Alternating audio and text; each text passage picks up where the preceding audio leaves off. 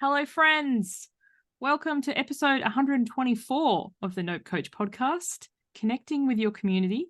I'm welcoming back Mai-kee Tsang. We once again have our audio on, and I'm laughing because it is the 1st of September here. So on this side of the globe, it is spring, and I don't know, something about connecting and spring. I think this is going to be, as always, an awesome conversation.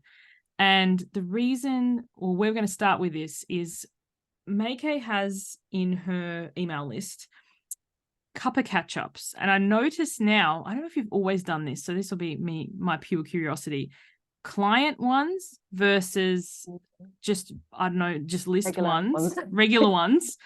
How long has that always been the case? Like, maybe I wasn't always on the client list, so I didn't see that. So, the client list, not that kind of client list if you've seen the show with Jennifer Love Hewitt. Definitely not that kind of client list.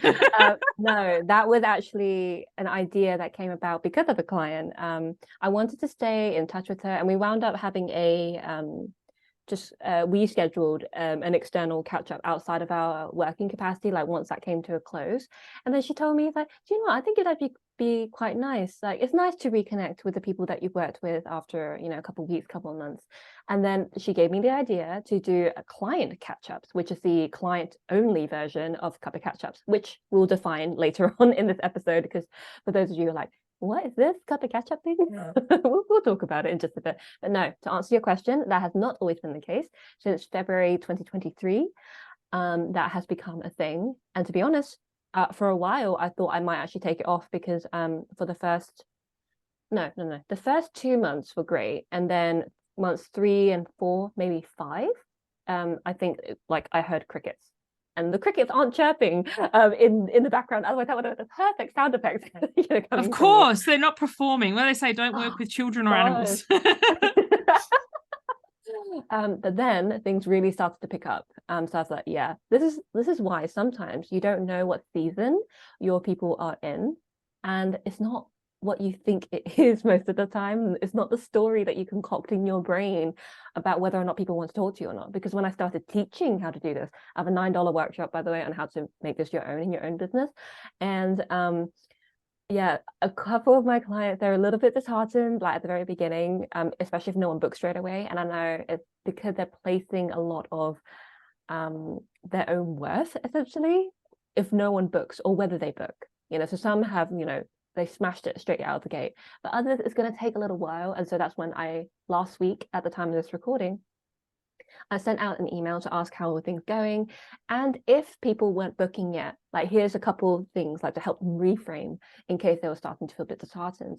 Like, look, it might take a while for your community to catch on that this is a thing. It's not something that is a one and done, but it's actually a consistent thing that you'll be offering once a month, for example.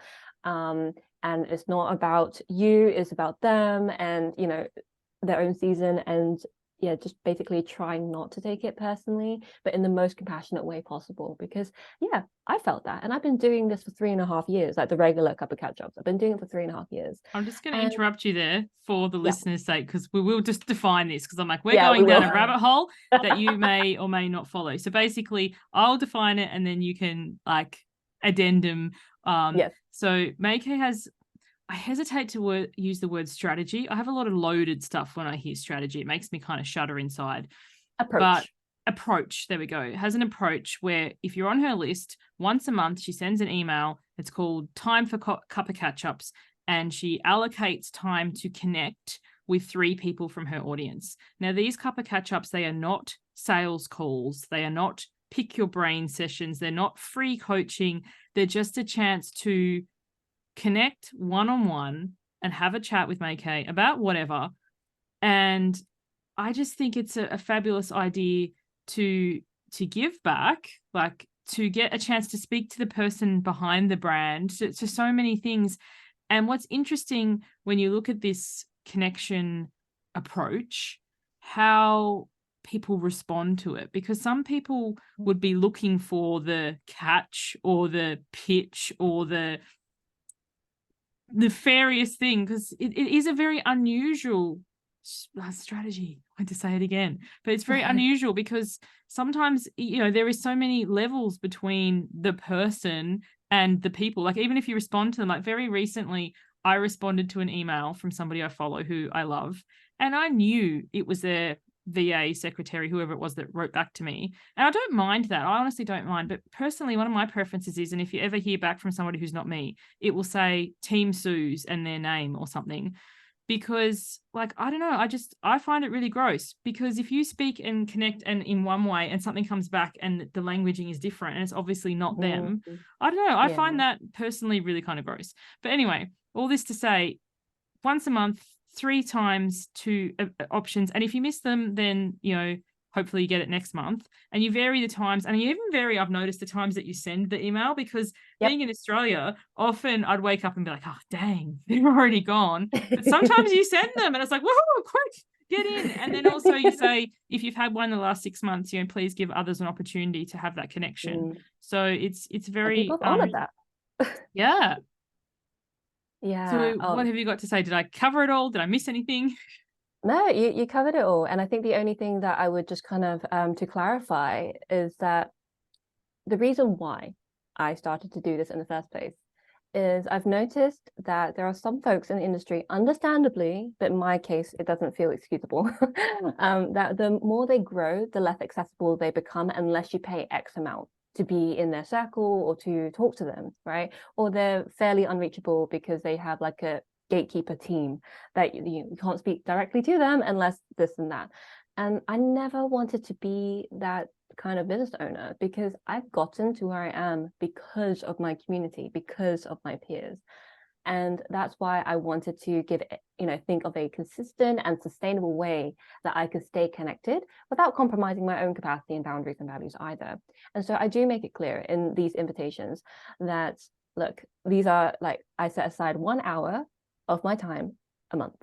I split into 3 20-minute calls, and then I send out this email at complete random. So there is no set time that I send out these emails. I will change the times of the calls, like you said, Suze, because I know I have a global audience, and I've actually been reached out to by various folks, especially in Australia and Asia, and they're like, oh, thank you so much for thinking of us. I feel like in programs and anything with a live element, we often get left out because we're not in America or Canada. And I'm based in the UK, so I'm kind of in the middle anyway.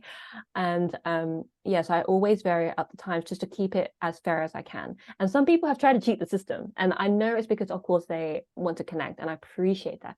And by the way, I never said that they can't reach out to me to ask if I want to call with them, send me their calendar. I never said that.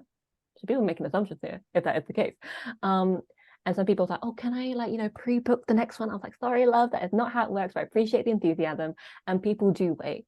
Like, so most of the time, the first thing that comes out of their mouth when I jump on a call is like, I've been waiting 6 months for this. I've been waiting like 3 months for this. Oh, wow, I feel so honored. And it's because I've been consistent with this. I've been doing this for 3.5 years at the time of this recording, and it's become a thing, so much so that people have like started doing their own versions. And then when I sure did. I was curious. I was like, would anyone be interested in learning like how this works? Like, and I'll offer the workshop just for $9. It's an on-demand one, by the way, for those of you who are listening.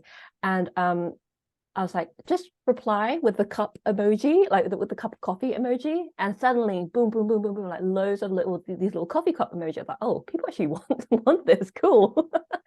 And I love that it's become a thing because, like you said, it's not a sales call, it's not a secret market research interview. If it was, I'll tell you up front. I was like, look, these calls are specifically for XYZ.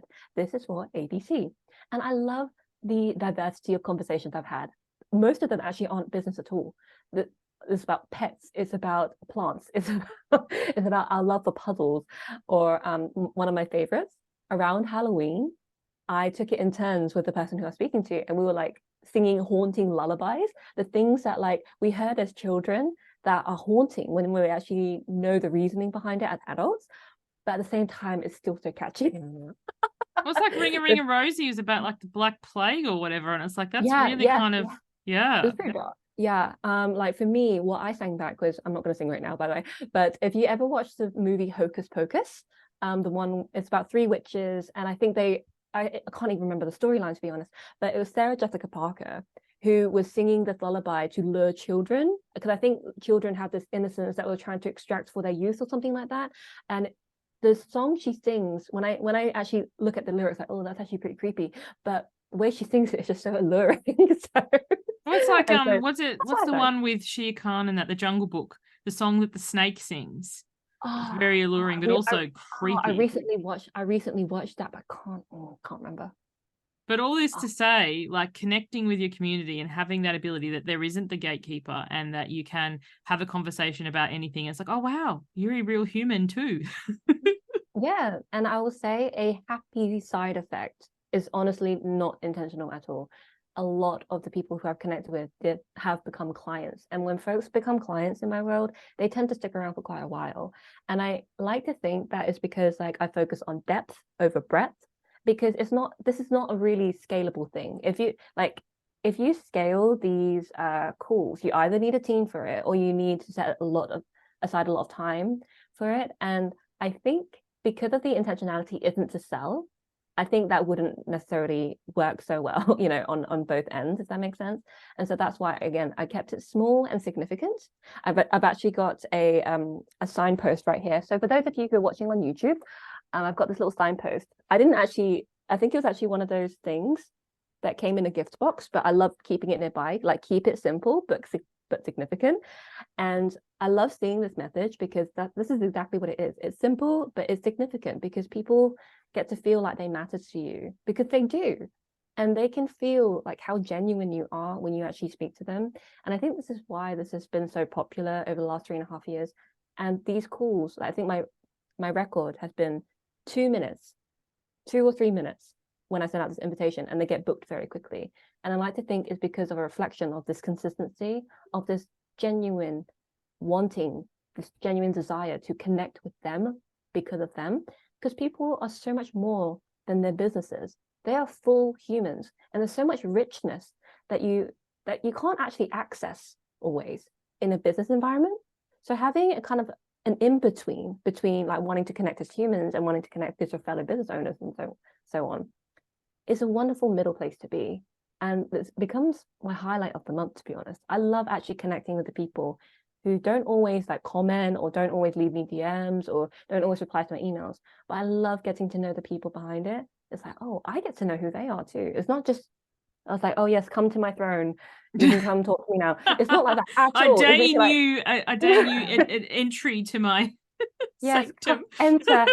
Like, no, not at all. It's like, hey, join me for a cuppa. And because I'm British, so I love my cups of tea, especially my English breakfast teas. I've literally got one right now in this little cat cup. Yeah, I just love having a catch up, even if it's actually our first time meeting. So yeah, so all that to say, if it's within your capacity, if it's something that you want to experiment with, try doing this. Try doing your own DM Mai-kee for her. What did you say? It was $9 or yeah, it's $9 US. It's the cuppa catch up. It is called the strategy workshop because I guess overall it is technically a strategy, but it didn't start out as one, and I still don't think of it as one, to be honest with you. But again, I work with other business owners, so seeing strategy is a lot more translatable than seeing an approach, if that makes sense. Yeah, 100%, because you can categorize it a strategy. Okay, cool. Whereas an approach, I don't know. Yeah, I love that so much. A bit more like nebulous. Exactly. Yeah, and I think sometimes there is translating something into what people were looking for, so it registers, and then explaining it as opposed to using your actual language, which doesn't land. Exactly. So thank you so much for joining me once again, Mai-kee. Where can people find you, and what do you do? Yeah, so what I do, so I help folks become visible in a way that really works for them so they can show up consistently, not constantly. And that is without compromising their capacity, their boundaries, or values in the first place. So if you are someone who struggles to put yourself out there, we can have a chat and see how we can work with your own strengths, work with your own boundaries, your capacities, and really honor the intersections of your identity as well. So that's what I do. Where you can best find me is over at my website. You can if you look at the spelling of my name in this episode title, it's MAI, but without the hyphen this time. So MAIKEETSANG.com. And that is also the same spelling for my Instagram as well. Send me a DM on Instagram if you want this workshop. It's only $9 USD. And yeah, just really a really lovely approach that's very low pressure And honestly, it's such a wonderful way to connect with your community. So if you do want to try this out, you can obviously implement it yourself if you're already on my email list. And if you're not on my email list, go to my website and you can just like sign up for my Inside Insights and you'll get on that list. But yeah, Cup of Ketchups has been, I kid you not, probably like the best thing I've done for my business. It brings me genuine joy and I get to connect with people one-on-one. It's not a scalable thing per se, but I tell you, it has one of the deepest impacts for sure. I love that. Thank you so much for joining me once again. Thank you everybody for listening. Bye for now.